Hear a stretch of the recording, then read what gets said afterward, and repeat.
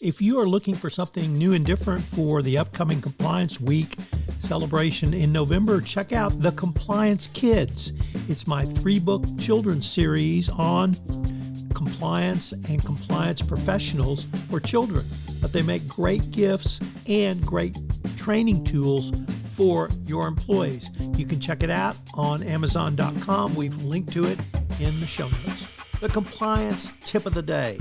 This is the podcast where we bring you daily insights and practical advice on navigating the ever-evolving landscape of compliance requirements. Whether you're a seasoned compliance professional or just starting your journey, my aim in this podcast is to provide you with a bite-sized, actionable tip to help you stay on top of your compliance game. Join us as we explore the latest trends from the Department of Justice, share some best practices, demystify complex compliance issues to help keep your organization doing business ethically and in compliance, and at the end of the day, more profitably. Tune in daily for your dose of compliance wisdom. Let's make compliance a little less daunting, one tip at a time. Now a word from the sponsor of the Compliance Podcast Network, Ethico. If you're a compliance officer, middle managers are crucial in getting your programs from you to your frontline employees. But how do we activate those managers and get them on our side? Ethico's new Middle Manager Toolkit equips you with the skills needed to empower your managers, to promote a culture where ethical behavior thrives and employees feel empowered to speak up. Learn how to turn frontline managers into ethical leaders with our new white paper, Empowering Middle Managers as Ethics Champions. And did I mention you can get the whole toolkit for free? Head to ethico.com to download the full toolkit today. We conclude our week of using the John Deere FCPA enforcement action as lessons learned for the compliance professional. And our episode today is root cause analysis to begin your remediation. The Department of Justice has made clear that your root cause analysis should begin before your remediation if you have a compliance violation. We saw this earlier this year with the SAP FCPA enforcement action, but we have that once again with John Deere.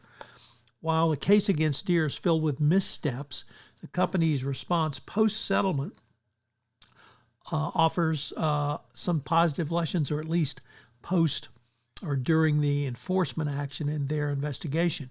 Deere has taken steps to enhance its internal audit and compliance program, including launching an in-house compliance podcast and a bi-monthly compliance newsletter.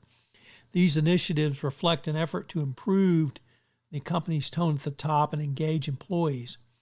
However, the part I would want to emphasize to you is Deere's commitment to using, or rather conducting, a root cause analysis is particularly noteworthy. Understanding the root causes of their compliance failure was critical for Deere to not only begin the remediation process, but to prevent future violations. In the case of John Deere, the root cause seemed to stem from a failure to integrate Workman into Deere's compliance framework rather than deficiencies in an accounting or financial reporting system.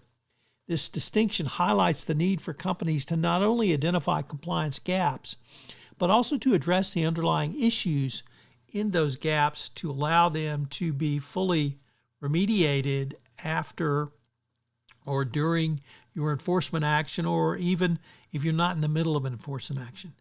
I hope you've enjoyed this short series on using the John Deere enforcement action to help understand how you can use such information to improve your overall compliance program.